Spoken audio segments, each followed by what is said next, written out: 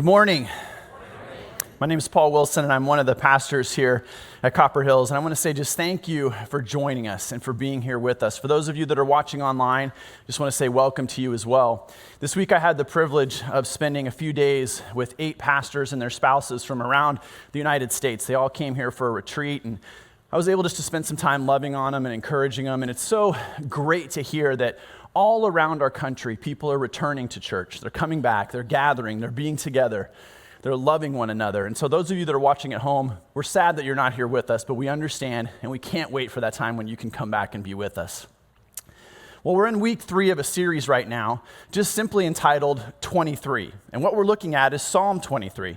Psalm 23 is probably one of the most famous psalms in all of the Bible. It's a psalm that probably many of you have heard before at some time in your life.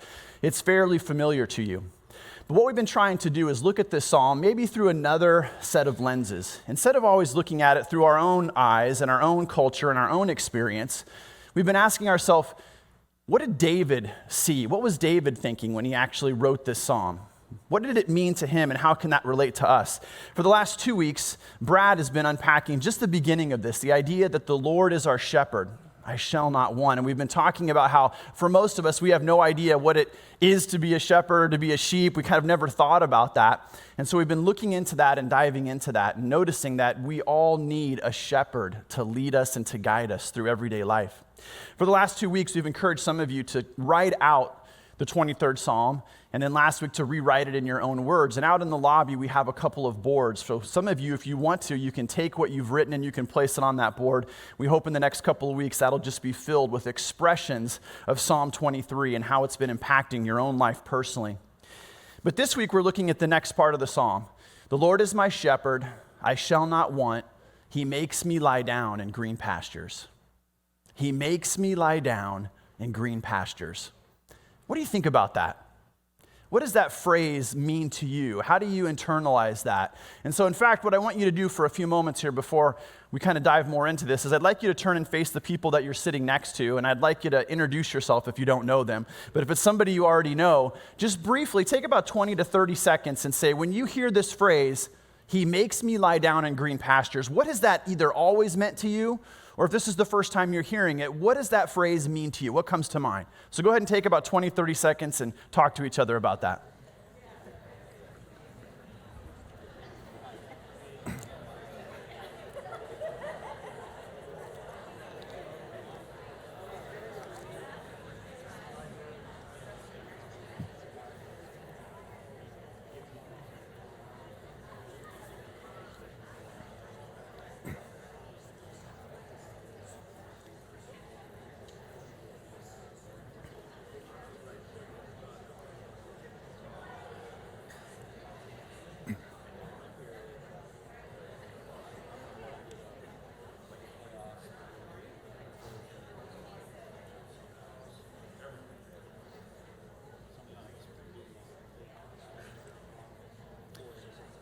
All right, thank you guys for sharing and talking with one another.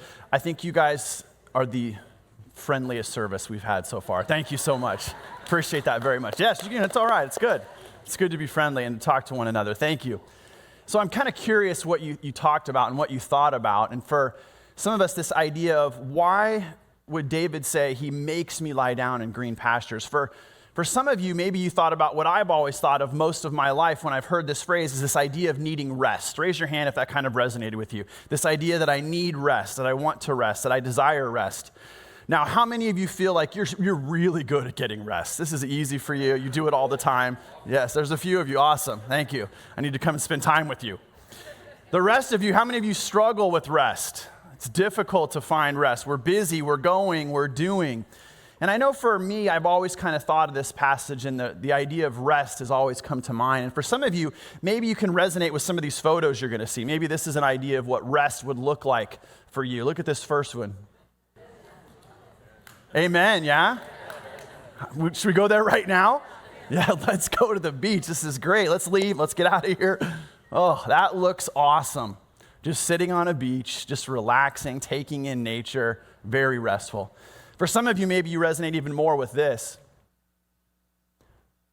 This would be my wife for sure. This would be a day in heaven for her. to sit out in nature with a book or the Bible and just be all alone, not be distracted by her husband or her children or anyone else, and just being able to connect with God and connect with nature. This last one is probably what I would be like. This would be restful for me. Absolutely. Just laying back, kicking back in what looks like a green pasture, an amazing space.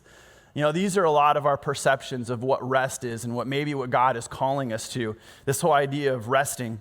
And why is it that we need rest? Why is it that we crave it so badly and yet we're not doing a very good job of it?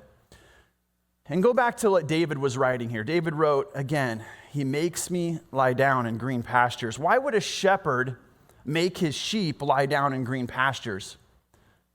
Do the sheep need to rest?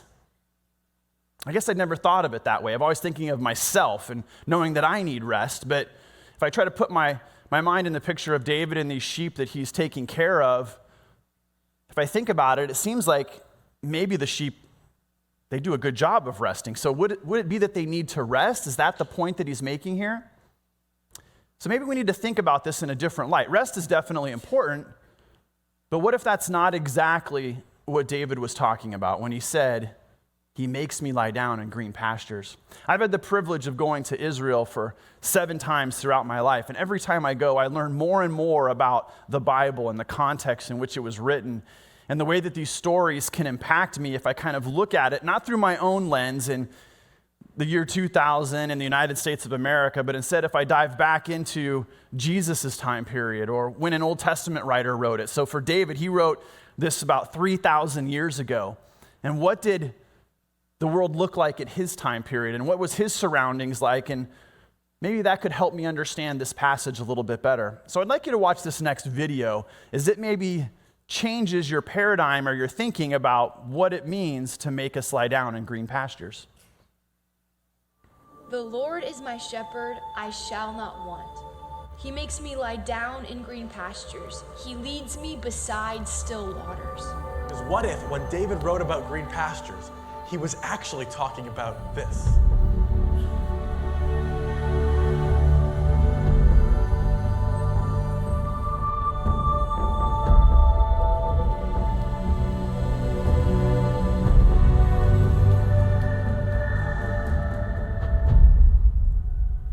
So I have this picture in my house of this field with knee-high grass for as far as the eye can see and this big oak tree right in the middle. And that's the picture that I had whenever I read Psalm 23, especially that line about green pastures. Now, I don't know where you're watching this video from, and I don't know what green pastures means to you, but for David, who wrote the psalm, this was his image of green pastures.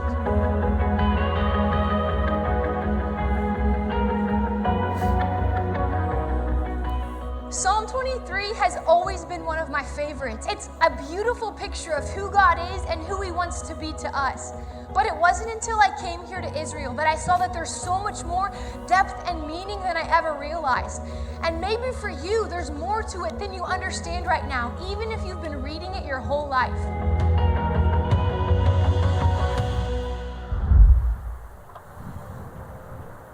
So this is a tuft of grass growing in the desert. See, what happens is at night, warm air from the Mediterranean blows across the desert, and when that warm, humid air hits the side of a hill or the side of a rock, a tuft of grass like this will pop up overnight. Now, in this sort of green pasture, the sheep has just enough for one mouthful. Then the sheep has to look to its shepherd to say, where's the next mouthful? And then it looks for the next mouthful, the next mouthful, and the next mouthful.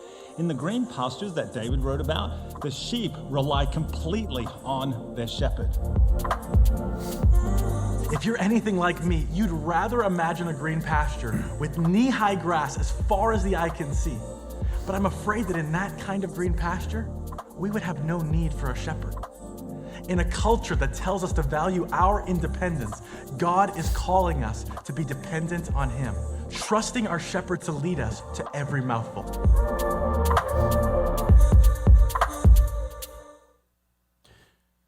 Wow, that's a little bit different, huh? That's not the green pastures that I've always pictured. That's not the green pastures that have always been forming memories and ideas in my mind. And so really quickly, before we continue, just turn back to those people that you met and you're talking to and just take about 15 seconds and talk about that. What did you think about what you just saw? How does that impact your thinking? Talk about it.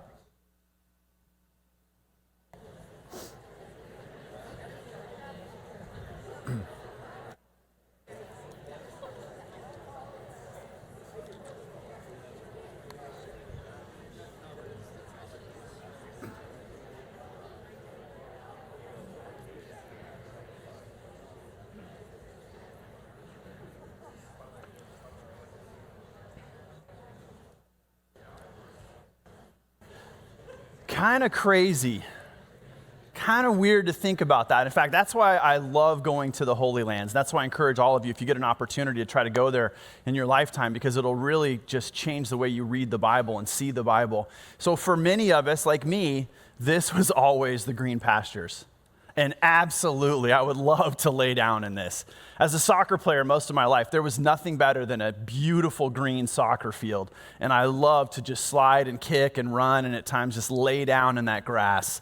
Oh, that would be so restful. That would be so enjoyable for me. And so this is what I've always pictured. But look at this over here. Does this look restful? No, thank you. I don't want to lay down in this. This doesn't look restful or enjoyable in any way. This looks like difficulty to me. And so David said, "The Lord is my shepherd, I shall not want. He makes me lie down in green pastures." Maybe this isn't what he meant. Maybe this is what he meant. And in fact, this is what a lot of the Judean wilderness looks like in the area where David grew up as a little kid, where he continued to spend most all of his life. He never really saw this. He saw this.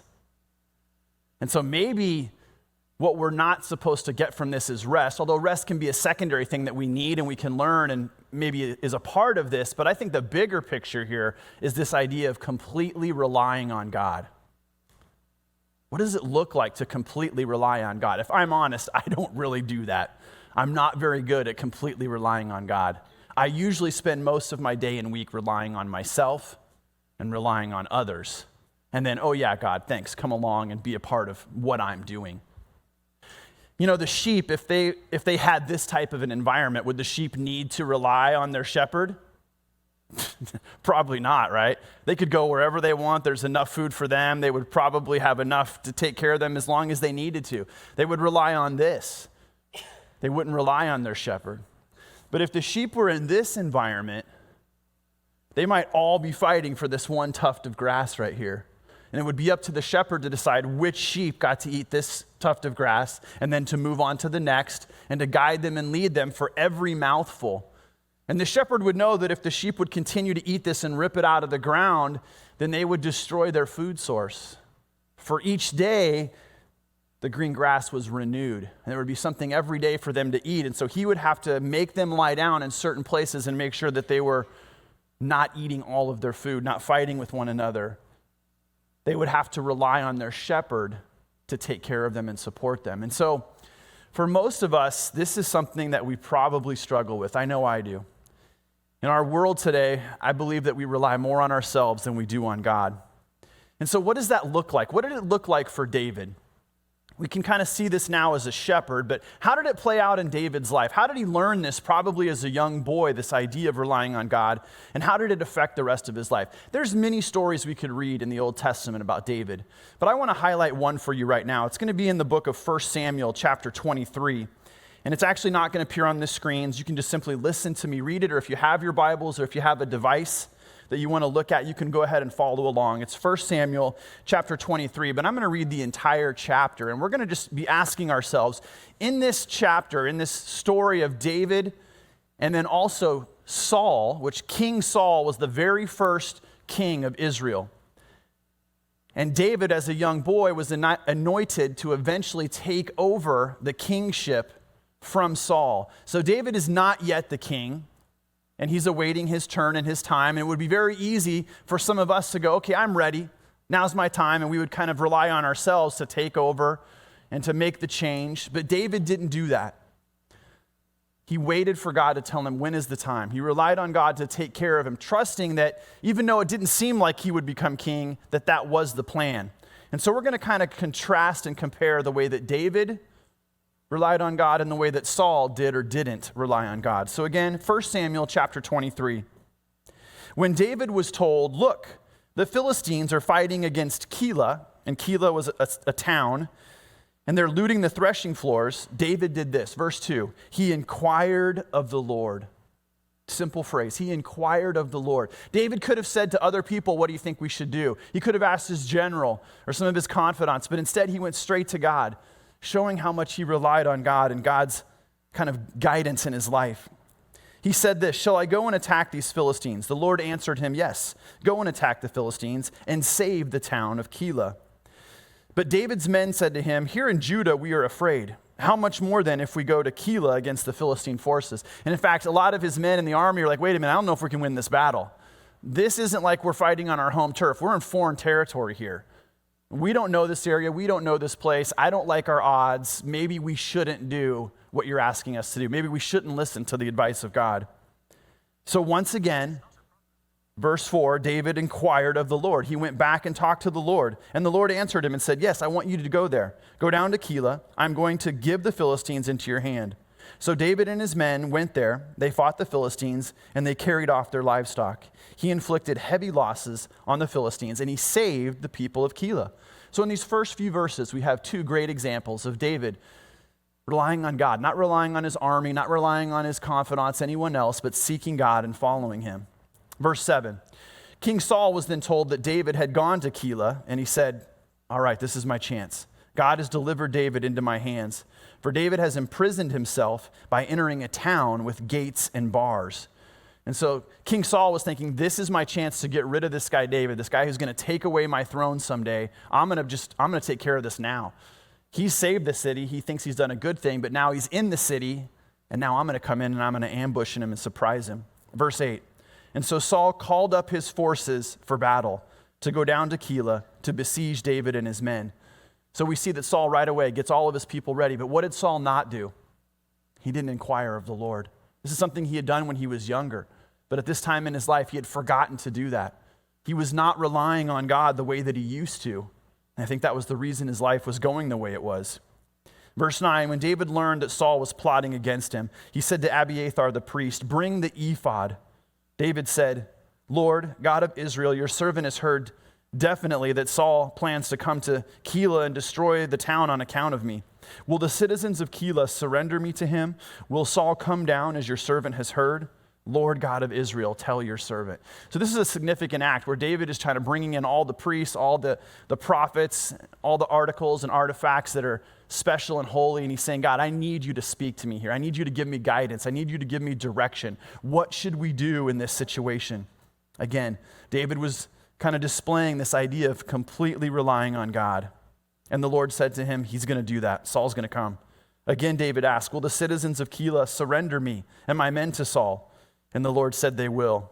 So David and his men, about 600 in number, they left that town of Keilah and kept moving from place to place. When Saul was told that David had escaped from Keilah, he did not go there. David stayed in the wilderness strongholds and in the hills of the desert of Ziph. Day after day, Saul searched for him, but God did not give David into his hands. Verse 15, while David was at Horesh in the desert of Ziph, he learned that Saul had come to take his life. And so we see that Saul is continually trying to carry out his own plans, his own desires. Saul is living his life in a way that he is in charge, he is in control, and he's relying on himself. David is doing the opposite. I'm going to skip down to verse 19.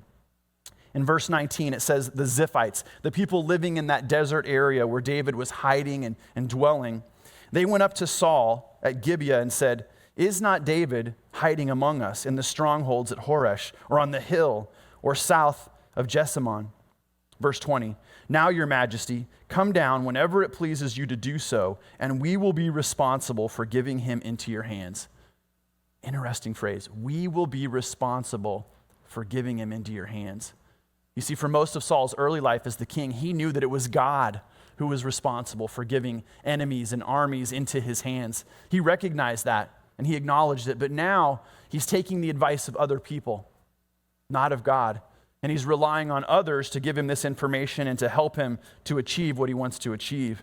Verse 21, Saul replied, "The Lord bless you for your concern for me. Go and get more information. Find out where David usually goes and who has seen him there. They tell me he is very crafty. Find out about all the hiding places he uses and then come back to me with definite information. Then I will go with you. If he is in the area, I will track him down among all the clans of Judah." So again, Saul does the exact opposite of David. Instead of relying on God, he relies on these spies, these foreigners, these other people to help him. He has completely forgot about God. He's not looking to God for any advice, any help, any reliance in any way. Verse 24. So they set out and went to the desert of Ziph ahead of Saul. Now David and his men were in the desert and around that surrounding area. Verse 25. Saul and his men began the search. And when David was told about it, he went down to the rock and stayed in the desert of Maon. When Saul heard this, he went into the desert in pursuit of David. Saul was going along one side of the mountain, and David and his men were on the other side, hurrying to get away from Saul. As Saul and his forces were closing in on David and his men to capture them, a messenger came to Saul saying, "Come quickly, the Philistines are raiding in our homeland." Then Saul broke off his pursuit of David and went to meet the Philistines. That is why they call this place Selah. Tough word, and it starts with the letter H. Verse 29, and David went up from there and lived in the strongholds of En-Gedi. And so what a story this is. What a reminder to us of this idea of reliance upon God versus reliance upon ourselves. And from this time on, David would go and he would live in a place that looked just like this. A place where he couldn't take care of himself, where he was in need of help. And I'm thinking to most of David's life, and I realized that when David later became a king, later on in life, he lived in a place that not literally was like this, but figured he was like this. He lived in a palace. He had everything he wanted. He had all the comforts and the pleasures and the joys of life.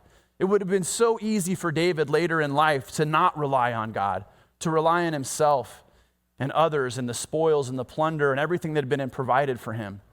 But I think these early years of David's life, when he was a boy as a shepherd, and later when he was fleeing from Saul, he remembered that he lived in this type of a place where he couldn't really rely on himself and others. He needed to rely on God to give him sustenance, to give him life. And so for the next few years, we don't know exactly how long, David lived in that type of a place called En-Gedi. For those of you who've never been to the Holy Lands, En-Gedi is an amazing place. It's right around the Dead Sea, and around the Dead Sea, there is nothing. It's the Dead Sea. You know, there's no fish, no life. It's just dirt, it's rocks. There's very little water, very little foliage, very little wildlife. It's just a place that no one would want to hang out. It's kind of like southern Arizona. And so I'm telling you, it would not be a fun place to live or to spend time. And you would not be able to take care of yourself. You would need some help. In fact, I want you to watch this video. This video is going to give you a picture of what En-Gedi looks like today. So this is a short little video showing you some people that are touring the area of En-Gedi, and it's what it looks like right now.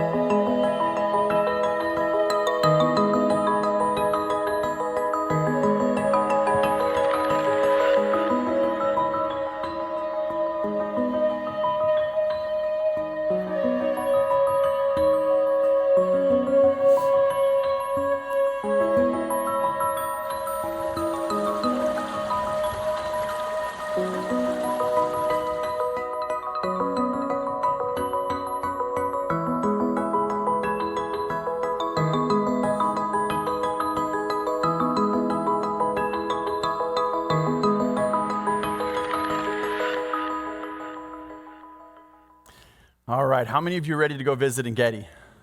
That looks kind of cool, doesn't it? What an amazing place. For David, maybe that's what it meant when he said, he makes me lie down in green pastures. You see, that place En Gedi was mostly, everything surrounded it looked like this, but yet it was this oasis in the desert, a place where he would get provisions to sustain his life, and not just his life, but all his men around him. And so for David, this was a real thing. When he says, he makes me lie down in green pastures, is his way of saying, God takes care of me, and I need to be dependent upon God. I need to rely on him.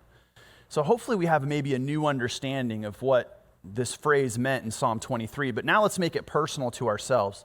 What does it look like for us? How are we doing at completely relying on God, at depending on God for our daily lives? For most of us, if we're honest, this is what we desire. We want to create this type of environment in our life where we have an abundance, where we have excess, where we have comfort, where we have all that we need. This is what most of us are striving for. This is why we work so hard. This is why we have health insurance, car insurance, house insurance, why we have 403Bs, 401Ks, why all this stuff to take care of ourselves and prepare for a difficulty. But instead, what if this was our goal? What if we actually chose to live in this environment? An environment where we only had enough for each day. And we said, God, give us this day our daily bread. Sustain me today. I won't be thinking about the future, what's next, or how I can take care of myself. I'll be willing to live in this environment where I rely on you every single day to take care of me. I've often wondered, are there people that do a better job of this than others? And I've been fortunate to have a couple people in my life that have demonstrated this idea of reliance upon God versus relying upon themselves. One of my best friends for a long time was my grandpa Jiggs. He lived on a farm in Kansas his entire life.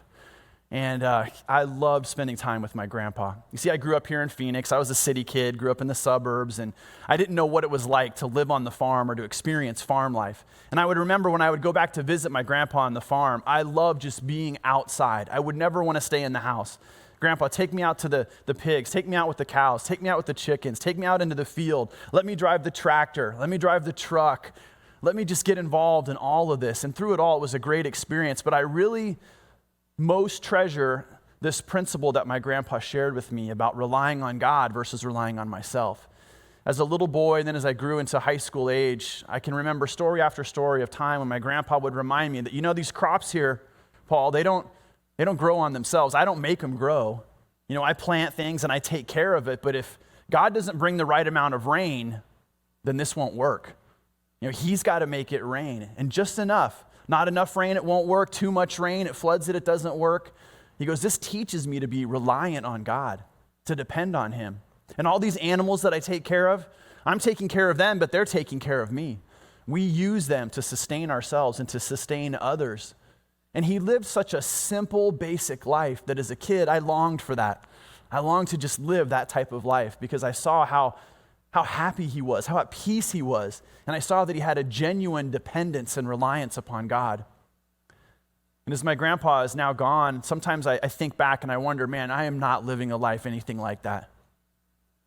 I'm relying on myself, I'm relying on others, and I'm kind of looking to God in the end, or when I get in trouble, or when I have difficulty, or when I can't take care of it myself. And so maybe some of us can kind of relate to that. So as we wrap this up, I really want you to have these two images in your mind, not just today, but throughout this entire week. The Lord is my shepherd, I shall not want. He makes me lie down in green pastures or green pastures. You can decide how you want to apply this to your life this week. I've been kind of thinking a little bit about this, and I lead the young adult ministry here at our church, and in our group, we're going through this series called Rooted, and we're in the third week of it, and we've been talking a lot about prayer and connecting with God and communicating to God, and not just talking to him, but listening to him. And so last night we did a powerful experience. There were 20 of us that spent an hour last night after church was over from 6:30 to 7:30, and we prayed throughout this entire church. We prayed for some of you that are sitting in these very seats last night, and we prayed for our children's ministry. We prayed for our pastors and staff. We went outside and we circled the church, and we prayed for our community. And we stopped and slowed down, and for an hour last night, we said, God, it's not about what we want to do. We want to dive into what you want to do. We want to know your heart. And so as we walked and as we prayed, we just tried to listen and be obedient to what God wanted us to hear and wanted us to do. It was a way to help us slow down and just rely on him. And as a result, it felt really restful. You know, we think maybe we need to go pursue rest, but in our reliance upon God, he gave us rest. And so I want to challenge each and every one of you to think about this week, what can you do? It can be a simple thing like praying. It might be something else to totally rely upon God. I'm going to share with you, here's what I'm going to try to do. I'm going to take Monday, tomorrow.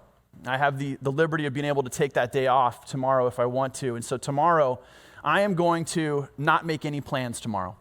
I'm not going to have any appointments. I'm not going to have anything that I want to try to accomplish or do. And here's going to be the most difficult thing. When I wake up in the morning, I'm not going to go straight to my phone. How many of us do that? Right away, we go to our phone. What do we need to do? What's going on? What's happening? I'm going to wake up, leave the phone aside. And when I wake up, I'm going to wake up. I'm not going to set an alarm when God wakes me up. And then I'm going to just spend some time praying, talking to him, listening to him. I'm going to open up the word and I'm going to read a little bit. And I'm just going to say, God, would you just guide me today? Would you lead me? I want to depend on you today. God, I'm not very good at this. I spend most every day depending on myself, planning, scheduling, trying to be strategic, make the most of every day. And I realize, God, that I don't include you in that. And so today, would you just guide me and direct me? And so I'm going to say, God, would you tell me when it's time to eat? I'm not going to make a plan to eat. Let me know when you want me to eat, when you don't want me to eat. Let me know when you want me to rest or when you want me to go accomplish something. Let me know if there's somebody that you want me to connect with, to call or to email or to text, to encourage them or just speak to them. Or if there's some task that you want me to do, then would you please communicate that to me and help let me know that, because I want to rely on you today. So that's what I'm going to try to do tomorrow. And I'm not asking you to do that exact same thing. I want you to do whatever it is you feel like you want to do, but I know you're probably just like me, that's not normal for you. That's not normal for me. I don't live that way on a consistent basis. I spend most of my time relying on myself, depending on myself, living in this type of environment. So I challenge you this week, join me and join others as we try to live this way, depending and relying on God for everything. I'm going to pray. When I'm done praying, we're going to sing a song, Lord, I Need You. And I pray that the words of these songs wouldn't just be words that you're singing, but they'd be legitimate concern and a legitimate message from your heart to God. Lord, I need you. Please guide me. Please lead me throughout this week. Join me in prayer. Dear God, I thank you so much for the life of David. I'm so thankful that he wrote this psalm. And I'm so thankful that we can understand what it is he was trying to tell us. God, I'll be completely honest with you that I do not do a very good job of relying on you and depending on you. That I actually try to take that job away from you and do it myself. And I'm usually planning and scheduling and putting all the things in place that I feel like I need to do. And so God, this week I pray that you would just really help me to rely more on you, to depend more on you, to do a better job of listening to what it is you're trying to say to me. And God, I'm excited to see what happens tomorrow and what happens for each and every one of us as we all try to lean into this idea of what it means to lie down in green pastures. It's in the name of Jesus that we all pray. Amen.